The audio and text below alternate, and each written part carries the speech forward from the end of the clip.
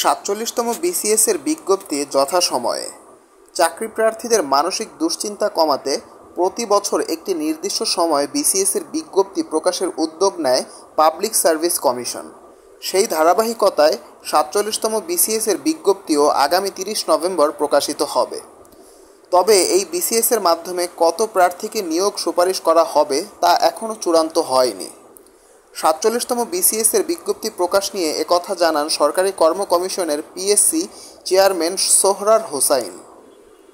এদিকে যথাসময়ে বিসিএসের বিজ্ঞপ্তি প্রকাশের খবরে স্বস্তি প্রকাশ করেছেন বিসিএস প্রত্যাশীরা। তারা বলছেন, আগে কবে বিজ্ঞপ্তি প্রকাশ হবে তা নিয়ে দুশ্চিন্তায় থাকতে হতো। বিজ্ঞপ্তি প্রকাশের জন্য দীর্ঘদিন অপেক্ষা করতে হতো।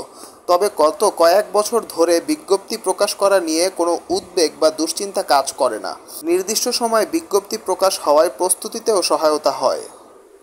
ঢাকা বিশ্ববিদ্যালয়ের সাবেক শিক্ষার্থী ইরফান এইচ সায়েম জানান, চাকরি প্রার্থীদের ভোগান্তি অনেকটাই কমিয়ে এনেছে পিএসসি।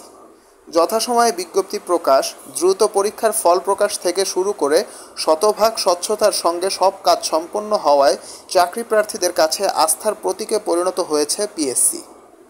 আগে একটি বিসিএসের বিজ্ঞপ্তি প্রকাশ থেকে শুরু করে নিয়োগের চূড়ান্ত সুপারিশ করতে প্রায় ৪ থেকে ৫ বছর সময় লাগত। তবে সেই ধারা থেকে বেরিয়ে এসেছে সরকারি কর্ম কমিশন পিএসসি।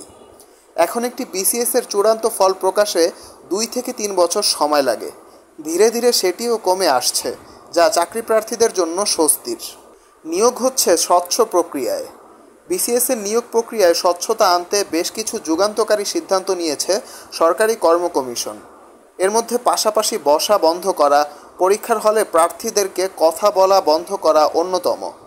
এছাড়া মৌখিক পরীক্ষার বোর্ডে জেলা কিংবা বিশ্ববিদ্যালয়ের নাম জিজ্ঞাসা করাও বন্ধ করা হয়েছে। এর ফলে প্রকৃত মেধাবীদের চাকরি পাওয়ার হার বেড়েছে। জানা গেছে, কিছু চাকরি প্রার্থীরা প্রিলিমিনারির আবেদনের পর গভীর রাতে একই সঙ্গে টাকা জমা দিতেন। এতে তাদের রেজিস্ট্রেশন নম্বর পাশাপাশি হতো। ফলে দেখা যেত প্রিলিমিনারি ও লিখিত পরীক্ষায় তাদের সিট একই রুমে পড়ত। এই সুযোগে চাকরি প্রার্থীরা দেখাদেখি বা কথা বলে বিশেষ সুবিধা নিতে পারতেন। এই অবস্থার অবসান ঘটানো হয়েছে। বর্তমানে যেভাবেই আবেদন করা হোক কিংবা আবেদন ফি জমা দেওয়া হোক, পাশাপাশি সিট পড়ার কোনো সুযোগ নেই। পরীক্ষার হলে পরীক্ষার্থীরা যেন একে অন্যের সাথে কথা বলতে না পারে সেই ব্যবস্থাও করেছে পিএসসি। এমনকি কারোর সাথে কথা বলার সুযোগও বন্ধ করা হয়েছে। এজন্য পরীক্ষার হলে দায়িত্বরতদের বিশেষ বার্তা দেওয়া হয়েছে। এর ব্যত্যয় ঘটালে শাস্তিমূলক ব্যবস্থা নেওয়ার কথাও জানিয়েছে পিএসসি। বিসিএসে জেলাপ্রীতি ও স্বজনপ্রীতি বন্ধ করতে মৌখিক পরীক্ষায় প্রার্থী কোন বিশ্ববিদ্যালয়ের শিক্ষার্থী, তার ধর্ম কী, কোন জেলায় তার বাড়ি এমন প্রশ্ন করা বন্ধ করেছে পিএসসি। এমনকি যেসব প্রশ্নে প্রার্থীর প্রতি কোনো সদস্যের ইতিবাচক বা নেতিবাচক মনোভাব তৈরি হয় কিংবা ব্যক্তিগত কোনো প্রশ্নের উত্তরে তার প্রতি প্রভাব বিস্তার করে, এমন প্রশ্ন করার সুযোগও বন্ধ করেছে সাংবিধানিক সংস্থাটি।